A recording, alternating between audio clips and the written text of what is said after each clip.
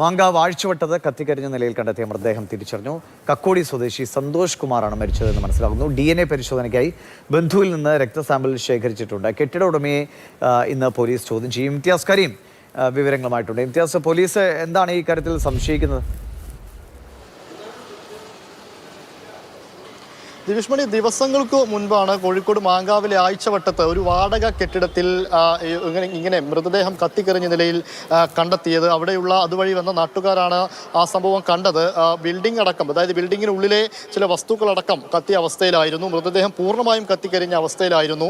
അന്ന് തന്നെ അത് അവിടെ താമസിക്കുന്ന കക്കോടി സ്വദേശിയായിട്ടുള്ള സന്തോഷ് കുമാറിൻ്റെതാണ് എന്ന് ആളുകൾ സംശയവും പറഞ്ഞിരുന്നു. എന്നാൽ പിന്നീട് ഇപ്പോൾ അത് സ്ഥിരീകരിക്കുകയാണ് പോലീസ്. അത് കക്കോടി സ്വദേശിയായിട്ടുള്ള സന്തോഷ് കുമാറിൻ്റെ എന്നാണ് സ്ഥിരീകരിക്കുന്നത്. പ്രാഥമികമായ പോസ്റ്റ്മോർട്ടം റിപ്പോർട്ടും ഒക്കെ വെച്ച് നോക്കുമ്പോൾ അദ്ദേഹം ആത്മഹത്യ ചെയ്തതാണ് എന്നാണ് പ്രാഥമികമായി മനസ്സിലാക്കാൻ കഴിയുന്നത് എന്നും വ്യക്തമാക്കുന്നുണ്ട്. അദ്ദേഹം കുറെ കാലമായിട്ട് ഒറ്റയ്ക്ക് താമസിച്ചു വരികയാണ്.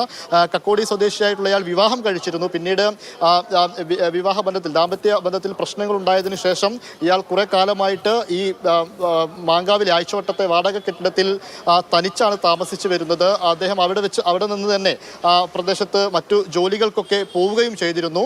എന്താണ് ആത്മഹത്യാ കാരണം എന്ന കാര്യത്തിൽ ഇതുവരെ ഒരു വ്യക്തത പോലീസിനും വന്നിട്ടില്ല. ഇതിന്റെ ഭാഗമായി ഈ കെട്ടിട ഉടമയെ ഇപ്പോൾ ചോദ്യം ചെയ്യാനിരിക്കുകയാണ് പോലീസ്. കെട്ടിട ഉടമ വിദേശത്തായിരുന്നു. വിദേശത്ത് നിന്ന് ഇപ്പോൾ നാട്ടിലെത്തിയിട്ടുണ്ട്.